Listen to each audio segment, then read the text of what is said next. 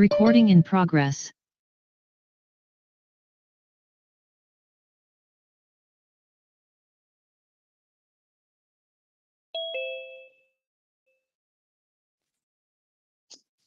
Nih, udah itu pencet ini. Kok nggak ada suara sih? Halo, Perjanjian Tacia Wan An. Senang sekali malam ini kita bisa berkumpul bersama-sama lagi. Bagaimana perjuangan Secun kita dalam melaksanakan pelintasan 3 alam loka. Untuk itu, Lai Chiangse malam ini akan menceritakannya. Saya mengundang Lai Chiangse untuk memulai pembahasannya. Silakan Lai Chiangse. 谢谢爷爷，各位前贤，大家晚安。Kita sudah memasuki bulan 8 dan kita akan merayakan hari kue bulan. Dan sebelum melanjutkan pembahasan kita, berkat karunia Tuhan Yang Maha Esa dan budi luhur guru agung kita, kewajiban dari para sepuh dan mahasiswa welas asli daripada Kian Swanse. Jadi hari ini paling enggak ada kesempatan ya untuk membahas tentang topik mengenai guru agung kita atau secun kita ya. Dan kita pun pasti sudah mengetahui bahwa bulan 8 tanggal 15 adalah hari kue bulan yang semua orang pada akan merayakannya berkumpul dengan keluarga kita atau dengan teman-teman kita. Ya, banyak mereka merayakan dengan apa? Dengan bakar-bakaran, ya, dengan ya istilahnya pesta-pesta lah untuk merayakan hari kue bulan ini. Tapi kita pun mengetahui juga bahwa hari bertepatan hari kue bulan ini adalah hari wafatnya guru agung kita, ya. Dan kita sudah berkecimpung di wadah tahu kita ini sudah berapa lama kita sendiri sudah mengetahuinya ya. Dan juga pasti kita sudah mengerti bahwa secun kita marganya siapa ya, marganya adalah Chang ya, namanya Chang Tianran atau Gui Sen Sang Gui Xia Seng. Nah, ini adalah beliau waktu saat dilahirkan pada tahun 1889 ya, bulan 8 tanggal 15 tahun beliau di Santung ya, satu provinsi namanya Santung Jining. Dan kemudian beliau waktu saat masih hidup ya mengikuti kakek guru kita. Kakek guru kita pun kita sudah mengetahui ya adalah Lu ya, Sangcung Xiai. Dan kemudian waktu saat secun kita dilahirkan, pada waktu itu pasaran di Peking ya, itu ada satu bangunan namanya itu Tiantan. Tiantan adalah bangunan yang sangat terkenal ya, yang kalau mengetahui sejarahnya itu Tiantan itu ya hanya di ya. Nah, ini adalah satu bangunan yang sangat hebat sekali itu. Nah, pada waktu kebenaran itu kebakaran. Jadi semua satu langit berwarna merah. Dan kemudian pada waktu itu juga yang namanya Sungai Kuning, Huanghe itu harusnya kuning, tapi pada waktu itu tuh jernih. Jadi pada saat itu sudah orang pada mengetahui kalau misalkan satu sungai Huanghe itu kalau sudah jernih, berarti itu ada orang suci itu akan dilahirkan. Nah, pada waktu itulah secun kita dilahirkan di Santung Jining. Dan beliau dilahirkan adalah di dalam yang sangat terpelajar sekali. Bapaknya, mamahnya semua dalam keluarga yang benar-benar sangat ini sangat ke ibarat itu sangat sopan santun, ya. Nah, jadi akhirnya beliau dilahirkan dan kita mengetahui bahwa beliau itu adalah titisan dari Cikung Ho'opo, Buddha Cikung. Ya, Cikung Ho'opo itu adalah sebelum jadi Cikung Ho'opo, beliau adalah salah satu Sepak Lohan, ya, titisan dari Sepak Lohan.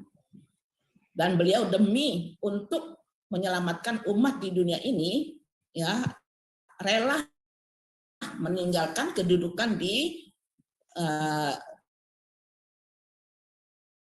alam surga untuk dititipkan kembali ke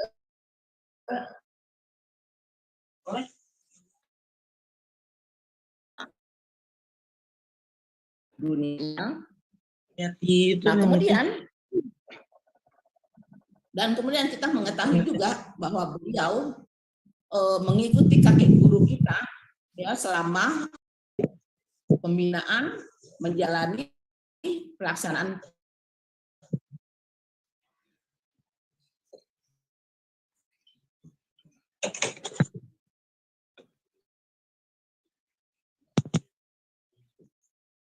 Keputus.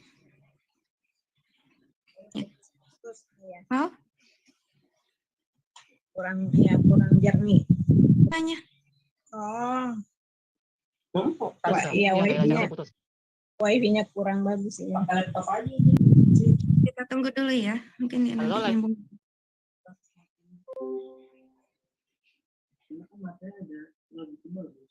Enggak, bukan gue dengar suaranya deh. Enggak ada suara. Dia terputus itunya koneksinya. Iya benar. Chance-nya koneksinya ya? Iya, koneksinya terputus gimana nih? Kita tunggu bentar ya. Sabar nanti juga. Đến Giang Sư Hào. Hello Giang Sư Hào. Hao, Pichen Chen, Tân Chiang Sư, Yang Chiang Sư, Ilin. Đến Giang Sư. Cái này gemukan ya? Ucie. Hai, ada adiknya. Ya. Gemukan ya? Dan Kang Sư agak gemuk.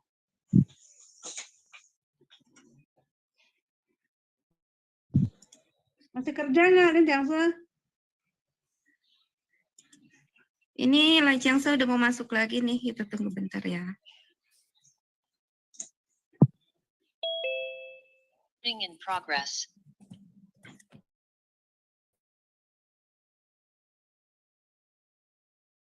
Nah, udah.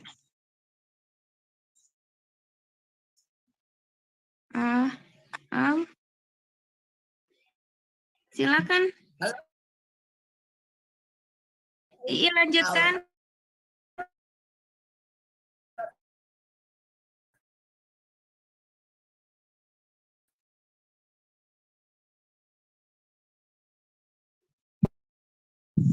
Banyak sekali murid-murid pandai, murid-murid yang pembinaannya sangat baik. Dan di dalam kakek guru muridnya diandalkan justru guru agung kita, secun kita. Tapi salahnya adalah secara murid-murid daripada kakek guru kita. Ya, pada waktu itu, jadi usia sudah lanjut, ya.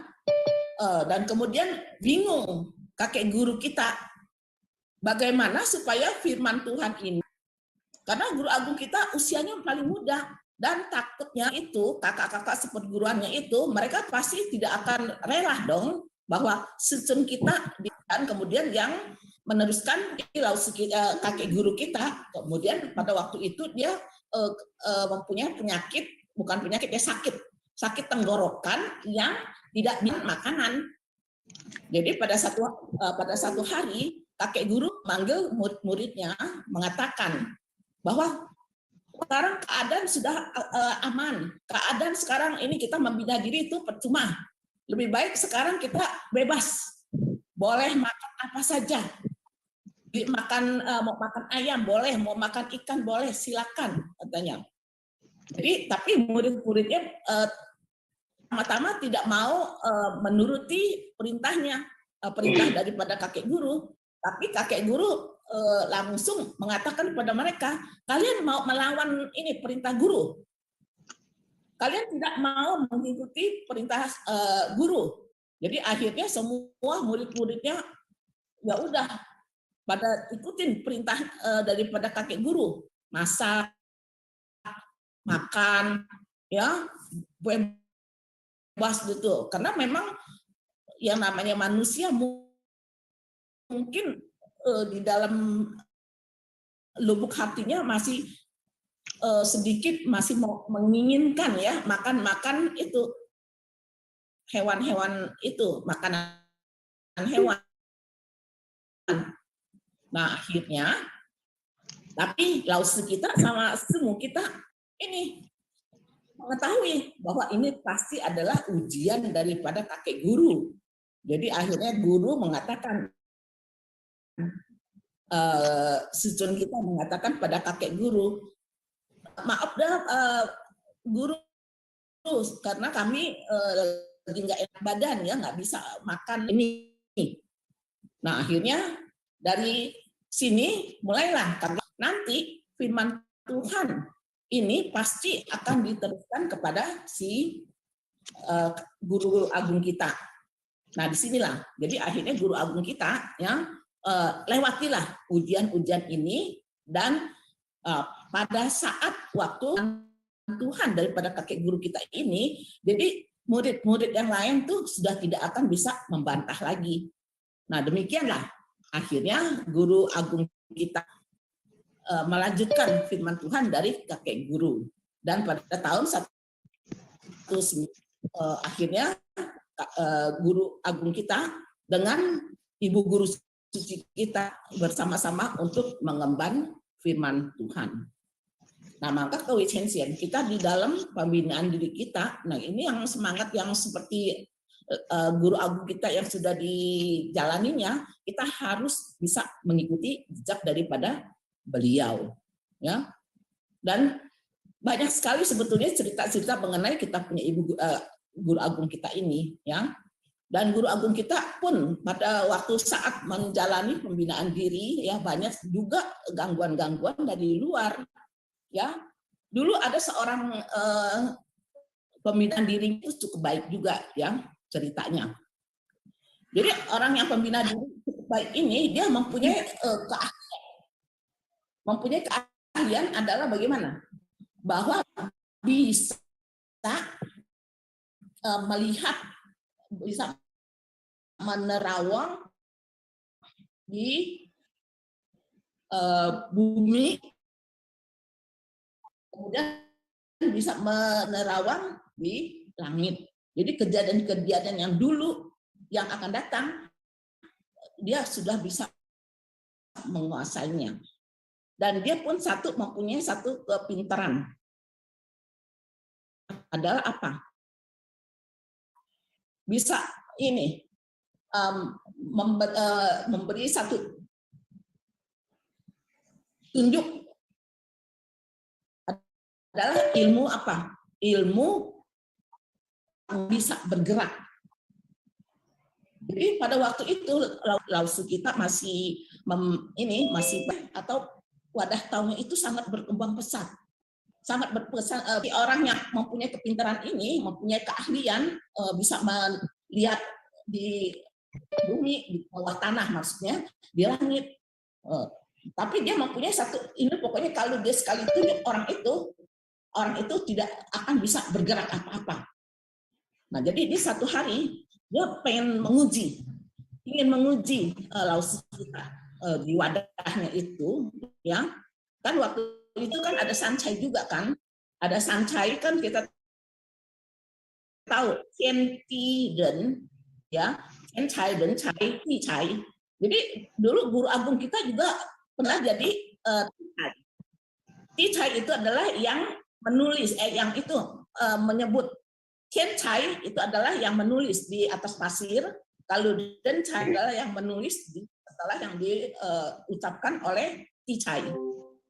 Nah, jadi waktu itu dia pengen supaya Sancai itu ya yang yang tukang Kencai itu kalau dia sudah tuh langsung dia bisa diam, tidak akan bisa bergerak.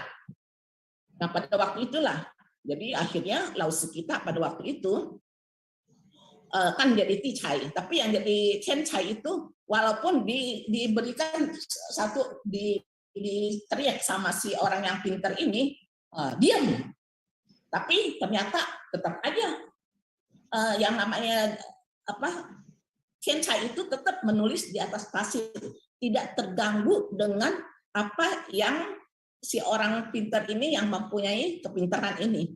Nah, demikianlah akhirnya dia sendiri ternyata bagaimana? Akhirnya dia gemetaran sendiri. Gemetaran karena dia sudah ditaklukkan oleh kita punya Faizu.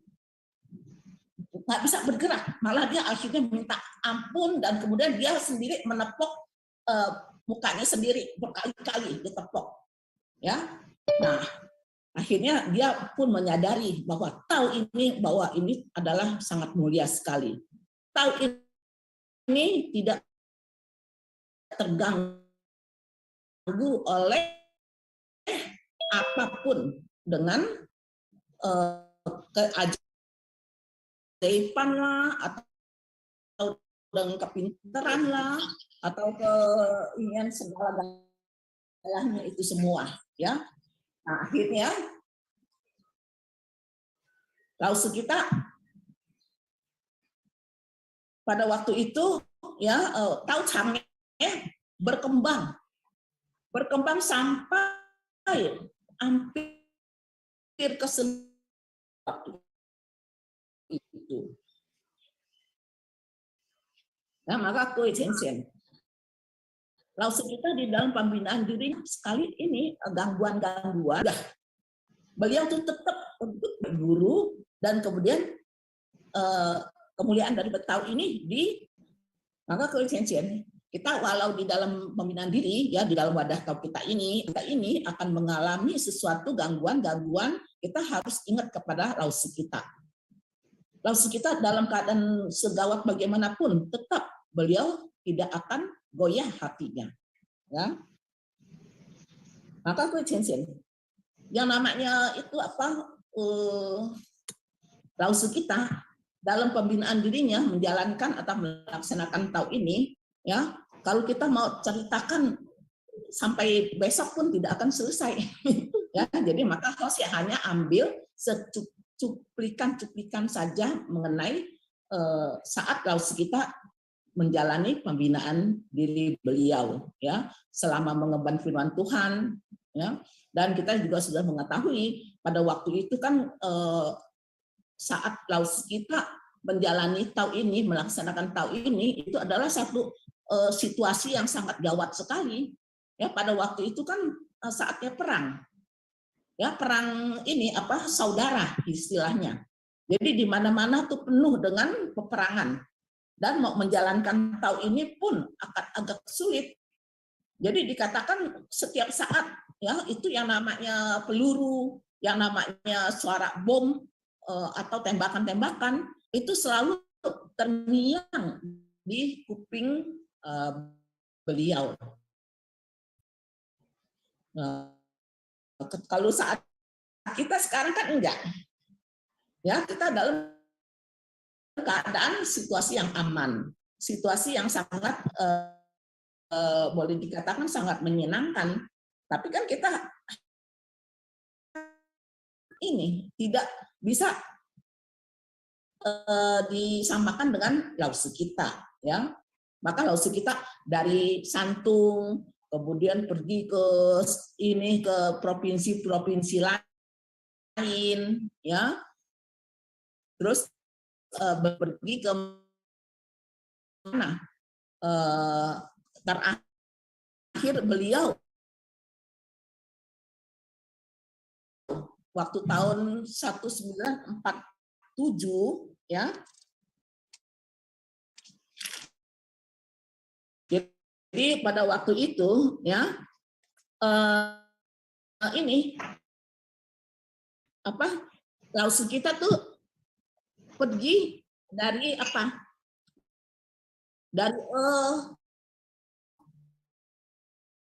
Sun San Osun San pergi kemana? Pergi ke Sichuan ya, provinsi Sichuan. Di utamanya apa? Guangxia. Nah, jadi Laos kita pada ini sudah boleh dikatakan pada waktu itu Laos kita mulai kondisi badannya memang sudah kurang apa? Karena capek. Ya, beliau tuh terlalu capek sekali. Semua tugas tuh bisa bayangkan nggak negara Tiongkok itu sebesar apa? Ya, itu luas sekali satu provinsi. Jadi beliau pada waktu tahun 7 itu ya 1940 Sun San pergi ke Sichuan Guangxia melewati itu apa tempat Guangxia itu ada tiba-tiba ada satu buah yang bentuknya aneh. Kita juga sebelumnya belum pernah melihat buah itu. Nah, pas waktu jatuh di dekat Laos kita, firasat yang tidak baik ya di dalam hatinya. Ya. Lalu beliau tuh merasa sedih. Kemudian pada waktu itu pas bulan 8, tanggal 9. Itu pada musim ini adalah musim memasuki ya bulan musim gugur. Ya, orang bilang tuh Chutian. Nah, jadi beliau melihat ini satu buah jatuh di dekat kakinya, langsung terasa firasatnya nggak baik, nggak enak. Ya, mulailah kondisi badan Laos kita mulai merosot, udah mulai nggak enak badannya. Jadi beliau pun sepertinya maka akhirnya beliau tuh sadar. Kenapa kok kakek guru ya mau Laos kita dengan ibu guru suci bersama-sama mengemban firman Tuhan. Jadi mungkin kakek guru juga sudah mengetahui bahwa mungkin usia daripada kakek Laos kita ya guru suci kita ini mungkin juga usianya tuh tidak bisa istilahnya badan raga yang ada di guru agung kita itu sudah tidak akan lama lagi untuk bisa dipakai oleh guru agung kita. Maka kenapa disuruh berdua ya untuk bersama-sama mengemban firman Tuhan.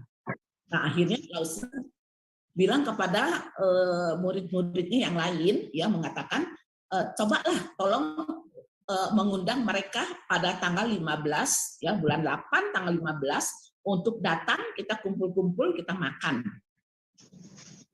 Nah akhirnya pada datang semua banyak ya pada hadir dan kondisi badan kita pun makin parah, makin ini down ya orang bilang. Akhirnya dan saat mengantar tamu-tamu pada pulang atau murid-muridnya juga ya mengatakan kepada mereka Hoi Yuchi, artinya itu sampai jumpa lagi. Ternyata beliau punya firasat bahwa beliau tuh usianya tuh sudah tidak diperpanjang lagi. Nah, pada waktu itulah, jadi akhirnya beliau benar pada saat itu meninggalkan kita untuk lama-lamanya. Jadi pada bulan 8 tanggal 15 bulan itu ya bukan Masehi ya tapi Nungli bulan tanggalan Tiongkok dan demikianlah akhirnya selamanya untuk meninggalkan kepada kita. Nah, ada satu kejadian kejadian aneh ya waktu saat Laus kita sudah meninggal ya, sudah dibersihkan, sudah dimandikan, kemudian sudah memakai baju sawi, orang bilang itu baju orang meninggal itu ya. Setelah itu ya, jadi murid-muridnya mengatakan, kita kan selanjutnya kita tidak akan berjumpa lagi dengan Laus kita ya. Bagaimana untuk kita mengabadikan wajah daripada Laus kita? Jadi yang lain semua setuju. Akhirnya ada Laus kita pada waktu itu memfoto Laus kita, tapi anehnya pada saat Laus kita tuh matanya melek. Jadi murid-muridnya pada kaget semua. Laus kita lagi. Ya, ternyata setelah jelas lagi tertawa, lagi bukan tertawa, lagi tersenyum. Ya, ternyata ya udah akhirnya terpejam kembali dan meninggal selama-lamanya. Nah, itu adalah titisan daripada Cikung Laus kan tahu sendiri kita. Yang namanya Cikung Laus kan kita juga bercanda dengan murid-muridnya. Jadi tersenyum, diabadikan dengan senyuman yang sangat menawan sekali. Nah, inilah maka Tuichen-sen. Dari sini kita bisa percaya bahwa beliau itu adalah benar-benar titisan daripada Cikung Laus kita, ya, Cikung Fofo, Buddha hidup itu. Nah, demikian. Jadi pada waktu itu akhirnya semua kita tuh bersujud terus di altar, minta kepada Laumu, tolonglah Laumu itu ini bagaimana ini Lause kita ini bagaimana selanjutnya gitu. Nah, akhirnya Lause kita hari kelima ya pada waktu itu, pada tanggal 20. Kan tanggal 15 kan meninggal. Tanggal 20 beliau langsung memberikan wejangan. Memberikan wejangan, diberikan satu pengarahan bagaimana selanjutnya orang bilang tuh mayat ya. Mayat daripada Lause itu harus dikuburkan di mana. Jadi Lause itu memberi satu pengarahan. Dikatakan mucu si hupan. Katanya ini kuburan di ini taruh di pinggir satu danau Sihu. Ya, Sihu itu ada di Hangzhou. Kemudian Kaujin Heng Jiao Tang, dekat satu kayak ini namanya itu Heng Jiao Tang. Peifu Nanping Chan. Peifu itu membelakangi gunung Nanping. Ya, membelakangi. Kemudian Xiangtung menghadap ke timur, San Feng Huang, Gunung Fu Huang. Kemudian bagian barat itu Hu Caizuo, jadi ada di sebelah kiri danau. Yusan Yihuang, nah di situ di bagian kanan ada gunung namanya itu Yihuang. Nah demikianlah akhirnya Lause kita meminjam badan Sancai, memberikan satu pengarahan bahwa itu dia punya jasadnya itu harus dikuburkan di samping Sihu. Dan kita pun sudah mengetahui bahwa Sihu ya itu adalah satu danau yang Jose udah 2 kali pergi ke sana. Di situ ada satu Lingyunsi, ya satu kuil namanya Lingyunsi. Nah itu adalah dulu waktu Cikung Fofo menjadi ibu ya itu adalah tempatnya di situ. Nah, pada waktu itu, jadi anehnya, katanya di daerah situ, di daerah Hangzhou itu dekat Sihu, ya dekat danau itu, semua berteriak mereka. Wah, katanya Cikung Fofo datang mau datang Cikung Fofo mau datang.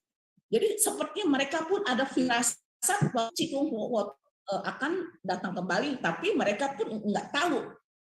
Ya, itu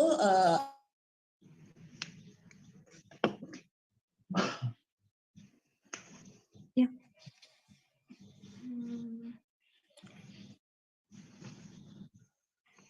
hilang ya? Kak Jensen.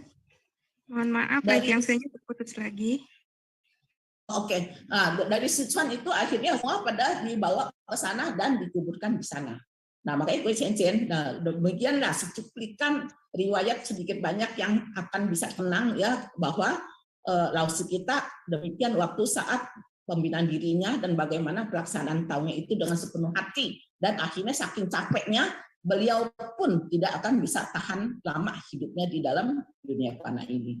Maka sekianlah dulu ya pembahasan daripada Laozi ini. Mudah-mudahan kita sedikit banyak bisa ingat kembali ya kepada Laozi kita. Jangan lupa sama Laozi kita ya dalam pembinaan diri kita ini. Halo, Sisi. Yo. 谢谢赖 Dan terima kasih kepada Kak Jensen. 讲师， Kak Jensen masih ada banyak waktu, silakan kalau mau menyapa-nyapa. Ayo. Kan udah mau deket habis. Masih banyak waktu, masih ada 7 menit. Paling Dah 5 sapa menit. aja Kak Jensen. Ya boleh boleh kita bahas tentang ingatan kita bagaimana kepada Laozi kita. Apa yang kita ini yang bisa kita tuh. Iya, siapa Nah. tuh yang mau? Apa? Yang biasa kita ketahui adalah waktu saat kita Kaihuahui ya, Laozi meminjam badan sancai ya untuk berbicara dengan murid-muridnya. Benar nggak Ko Chen Xian? Iya, iya benar. Ya, iya, yang kita ingat cuma itu aja kan. Ya. Karena memang pada waktu saat beliau meninggal kita sudah belum nggak tahu. Yang hanya bisa kita ketahui adalah buku-buku atau dari Kak Jensennya putus lagi. Ayo Kak Jensen, Ichien. Siapa lagi? 谢谢 Masih ya, ada waktu. bawaan Kak. dari Masih ada waktu. 谢谢赖讲师，各位学员大家好，晚安。 Ayo, Wan. sudah selesai ya. Ada mau Kenapa ada mau putus? nanya? Ada mau nanya? Iya, hilang-hilang udah berapa kali. Kali ceramahnya di atas genteng. Oh, siapa Jiangsu ya? Ya nggak tahu, tapi nggak ngerti juga deh. Waktunya. Gak apa-apa. Masih ada waktu, Kak. Masih ada waktu berapa menit? 5 menit tuh.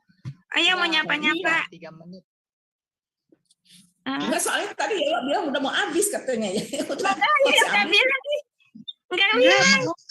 Jiangsu kalau ceramah lihat jam aja, lihat jam di HP. Dia jam 7, 5 menit udah selesai. Enggak, ya bilang terusin lah. Jangan tadi terputus. Yang terakhir. Oh, Lanjut, ya, ya Ik. pokoknya langsung kita ya begitulah ceritanya ya. Banyak sekali cerita-cerita ya. Dulu ada satu cerita juga ya. Ini sedikit ingin aja. Ada satu orang yang pintar ini matanya ini bisa melihat ya neraka, bisa melihat di atas, bisa melihat pokoknya semuanya dia bisa melihat. Tapi dia satu saat dia mengetahui bahwa tahu ini sangat bagus. Dia dia mempunyai kepintaran, mempunyai kekuatan yang sangat bagus sekali. Akhirnya meminta kepada Laozi kita untuk supaya bisa Kaikuang Ciu tahu. Tapi Laozi kita pada waktu itu mengatakan kepadanya, kalau misalkan kamu mau mendapatkan satu titik petunjuk ini, ya, tapi kamu tidak akan menyesal. Nah, jadi orang ini ya kan dia mempunyai kepintaran kan, jadi dia pikir masa gue kalah sama tahu ini katanya, ya dalam hatinya. Nah akhirnya beliau tuh langsung bertanya, kamu menyesal atau tidak? Tidak, saya yakin saya akan setelah saya dapat tahu ini, kekuatan saya tuh bisa melumpah riah. Akhirnya bagaimana? Akhirnya tetap dia mau Kaikuang Ciu tahu. Mau Kaikuang Ciu tahu, akhirnya belakangan terus dia ini mendapatkan tahu ini.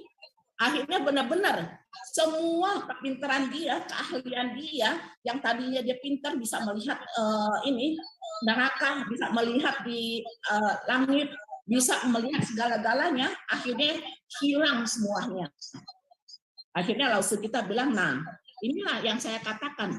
Kamu kalau sudah mendapatkan tahu ini, yang namanya keajaiban yang ilmu-ilmu yang kamu miliki itu pasti akan hilang tuntas. Tapi kamu harus bisa benar-benar setelah mendapatkan tahu ini, kamu harus bisa menjalaninya sepenuh hati. Jadi kamu tidak perlu mengandalkan kepintaran-kepintaran yang kamu miliki, tapi kamu harus menjalaninya sesuai dengan nurani. Jadi nurani kamu ini yang kamu jalani ya, itu adalah yang kamu pegang. Jadi tidak mengandalkan kepintaran-kepintaran kamu. Nah, demikianlah. Akhirnya Lao Tzu kita mengatakan dengan jujur. Sudah mau habis. Dadah. Demikianlah ya, Cian-Cian, kejadian-kejadian Lao Tzu kita pada waktu ini banyak sekali cerita-cerita. Kalau 1 jam saya bisa cerita banyak ya, tapi karena ya waktunya kan hanya setengah jam doang ya, jadi akhirnya ya hanya bisa memberi 1-2 contoh saja ya. Nah inilah Cian-Cian, akhirnya Lao Tzu kita pun dikebumikan di Hangzhou di samping Sifu situ ya. Jadi semua karena dulu Lao Tzu kita Qigong Po itu adalah waktu saat kelahiran dulu memang dulu menjadi biku itu asal mulanya ya dari Hangzhou. Jadi artinya kembali lagi ke masa waktu saat